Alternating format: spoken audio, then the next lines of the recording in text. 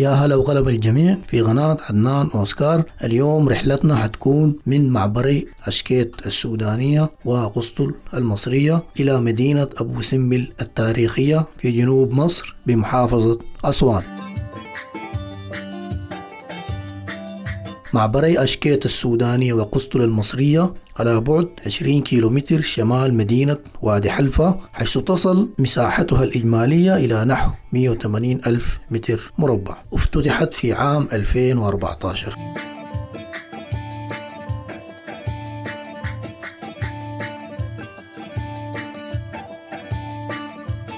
كالعادة عملنا إجراءات روتينية في المعابر. بعد ذلك كان لازم نقطع مسافة 35 كيلومتر عشان نصل ميناء حجر الشمس النهري في قسطل شرق بحيرة السد.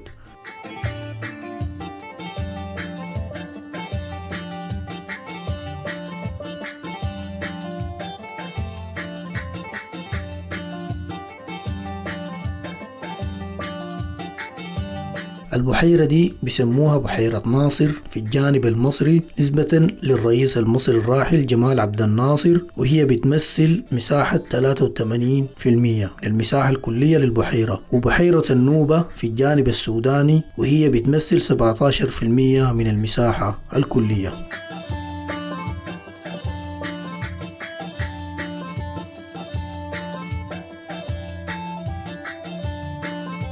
طول بحيرة السد أو بحيرة ناصر أو بحيرة النوبة حوالي 600 كيلومتر، في بعض المواقع 550 كيلومتر. متوسط عرض البحيرة 12 كيلومتر، وأقصى عرض للبحيرة 35 كيلومتر، وده بكون قريب من مدار السرطان. سعة التخزين الكلية للبحيرة 162 مليار متر مكعب، والعمق 180 متر، وسعة التخزين الميت 32 مليار متر مكعب، ودي قاصدين بها المياه التي لا يمكن نقلها من خلال فتحات السد. والبحيرة دي اتكونت نتيجة للمياه المتجمعة خلف السد العالي بعد إنشائه، وده استمر من عام 1958 إلى عام 1970.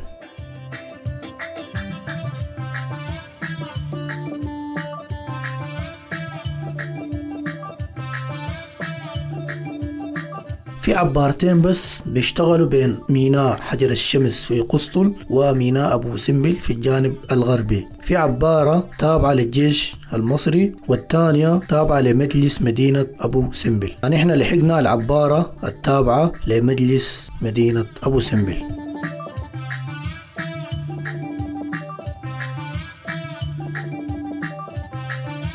والعبارات دي بتنقل الحافلات والشاحنات السودانية والمصرية والركاب والبضائع، وبتستوعب المعديات دي حوالي 8 حافلات كل مرة.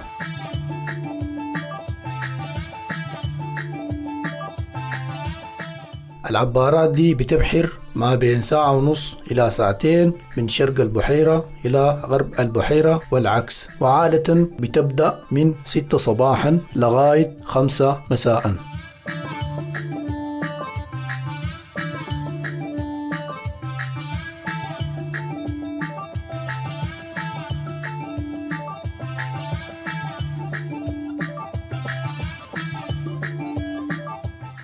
أبو سمبل مدينة وموقع أثري على الضفة الغربية لبحيرة ناصر، نحو 290 كيلومتر جنوب غرب أسوان، ويعتبر من مواقع آثار النوبة المدرجة ضمن قائمة اليونسكو لمواقع التراث العالمي. معظم السكان من النوبة.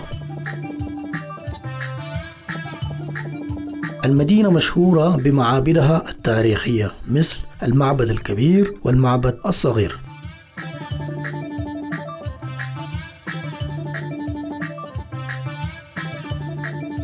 إنغاز معابد أبو سمبل بدأ في عام 1964 وبتكلفة قدرها 40 مليون دولار، والكلام ده كان بين عامي 1964 و 1968. والمعابد دي فككوها وركبوها من أول جديد في موقع آخر على ارتفاع 65 متر و200 متر أعلى مستوى النهر في الضفة الغربية للبحيرة.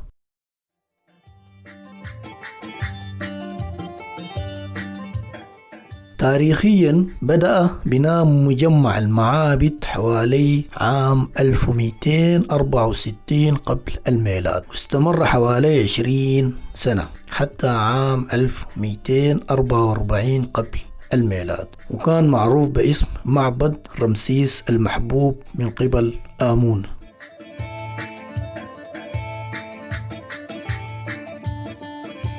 تجلس 4 آلهة في المعبد الكبير، وهم آمون رع، ورع حور آختي، وبتاح، ورمسيس الثاني ده كان بصفته معبود. المعبد مبني بدقة هندسية، وأشعة الشمس بتتعامد في المعبد يومين بس في السنة، يوم 22 فبراير ويوم 22 أكتوبر. وللشمال من المعبد الكبير بنلقى المعبد الصغير، وهو مكرس للإلهة حتحور والزوجة الملكية العظمى لرمسيس الثاني الملكة نفرتاري.